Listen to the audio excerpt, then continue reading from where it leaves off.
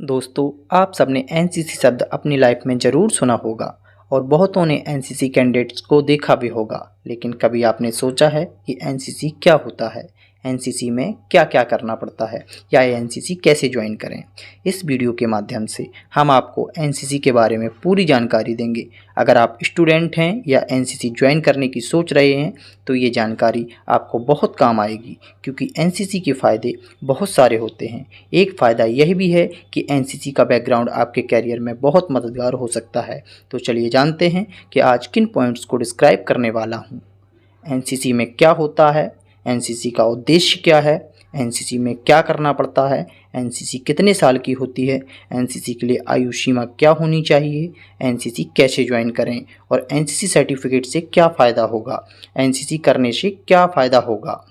तो इन सभी पॉइंट्स को मैं अपने इस चैनल के माध्यम से डिस्क्राइब करने वाला हूं, तो बने रहिए आप हमारे साथ। नमस्कार दोस्तों, मैं हूं अमित कुमार दीक्षित और आप देख रहे हैं यूट्यूब चैनल इजीली डिस्क्राइब। साथियों, अगर आपने अभी तक इस चैनल को सब्सक्राइब नहीं किया तो प्लीज़ सब्सक्राइब कर लें और बेल आइकन बटन को प्रेस कर लें, ताकि आने वाली वीडियो का नोटिफिकेशन आप सबको मिलता रहे।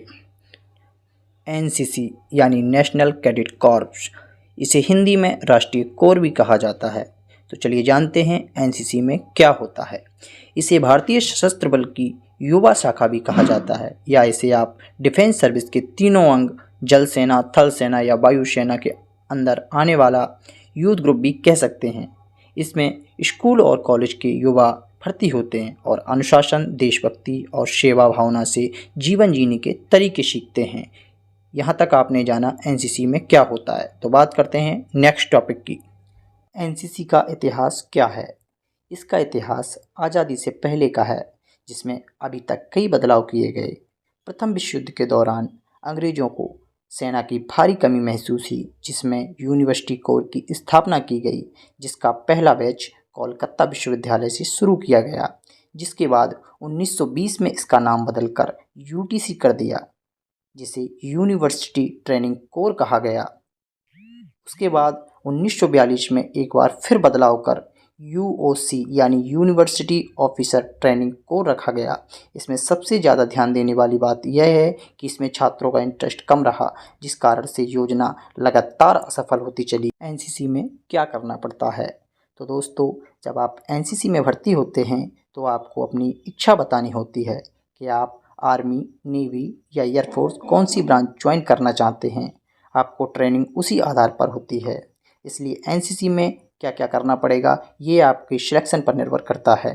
इसके अलावा और भी ऐसी बहुत सी एक्टिविटी होती हैं, ये आपकी पर्सनालिटी को निखारने का काम करती है, जैसे music, singing, dancing, sport, firing activity. Candidate न सिर्फ इसमें भाग लेते हैं बल्कि इसे ऑर्गेनाइज भी करते हैं। इससे उसके मन में आत्मविश्वास पैदा होता है। समय समय पर स्टेट और नेशनल लेवल कैंप लगाए जाते हैं। इसमें माउंटेन क्लाइंबिंग, ट्रैकिंग और पैराग्लाइडिंग जैसी ट्रेनिंग दी जाती है। वहीं बात करें टूर की, तो कैंडिडेट अलग अलग जगहों पर रहने वाले कैंडिडेट से मिलते हैं और एक दूसरे से कुछ नया सीखते हैं। आपने एनसीसी कैंडिडेट को कुछ प्रशासनिक कार्य जैसे आपदा प्रबंधन, ट्रैफिक नियंत्रण या समाज सेवा के कामों में बढ़ चढ़कर हिस्सा लेते हुए देखा होगा।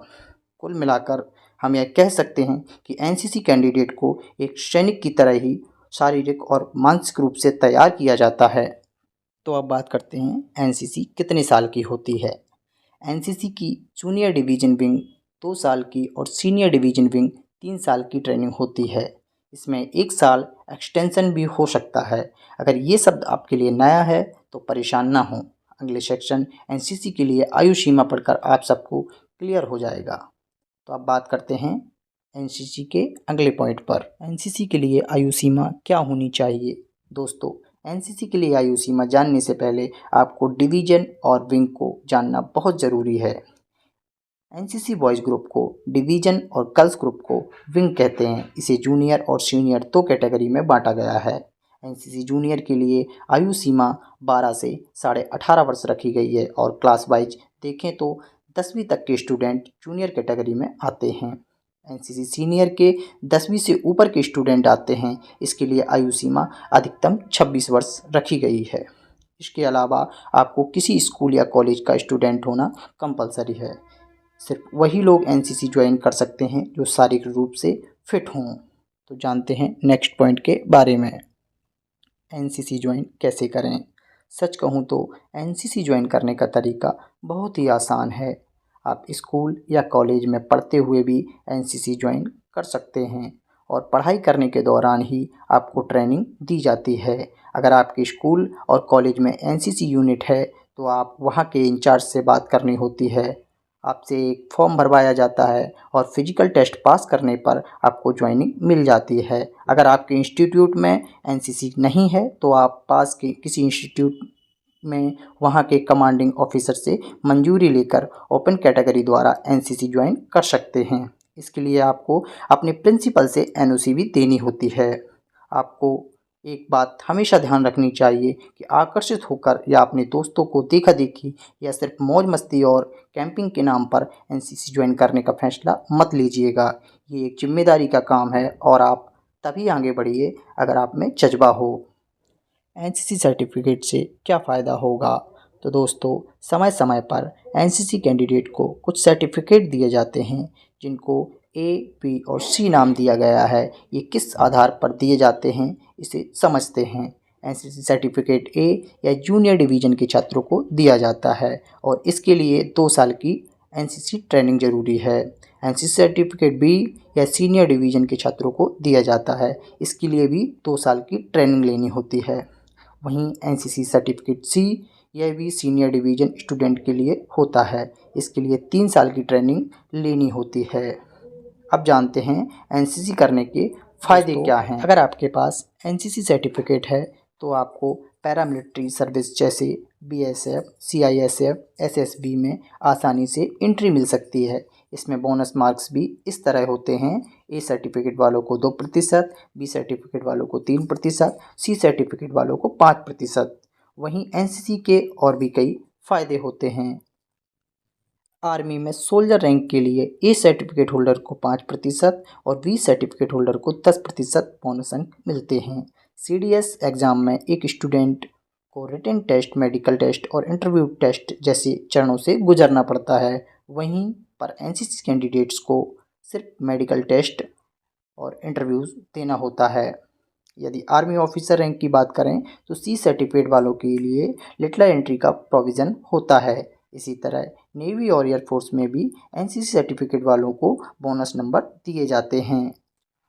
डिफेंस सर्विस में कुछ वैकेंसी सिर्फ सी सर्टिफिकेट होल्डर्स के लिए निकाली जाती हैं। वहीं स्टेट कर्मचारियों के लिए पुलिस भर्ती में एनसीसी सर्टिफिकेट वालों को कुछ बोनस मार्क्स देते हैं। यदि आप ट्रैकिंग या माउंटेन क्लाइंबिंग या एडवांस कोर्स करना चाहते हैं तो वहाँ भी एनसीसी सर्टिफिकेट आपको काम आता है। एनसीसी कैंडिडेट्स को कॉलेज एडमिशन में सहायता मिलती है, यानी एनसीसी सर्टिफिकेट होने पर आपको बोनस अंक मिल जाते हैं। कुछ जगह फीस में भी छूट मिल सकती है। आपको कैंप के माध्यम से नई जगह घूमने और अपनी नॉलेज बढ़ाने का मौका मिलता है। एनसीसी में मिली ट्रेनिंग आपकी स्किल्स बढ़ाती है। कैंडिडेट में अनुशासन, देशभक्ति और साहस का विकास होता है। तो दोस्तों, ये थे एनसीसी के फ़ायदे। अगर आप या आपकी पहचान में आपके किसी दोस्त में कोई एनसीसी कैंडिडेट है तो आप कमेंट सेक्शन में उसका नाम टाइप जरूर करें। दोस्तों, एनसीसी की ट्रेनिंग आपके कैरियर में फ़ायदा पहुंचाती है, बल्कि आपको एक बेहतर इंसान भी बनाती है। आप भाईचारे और सद्भावना के साथ जीना सीखते हैं। दोस्तों, वीडियो आपके लिए इन्फॉर्मेटिव रही हो तो वीडियो को लाइक, शेयर और सब्सक्राइब करें, जिससे और भी इन्फॉर्मेटिव वीडियो आपके लिए बना सकूं। धन्यवाद।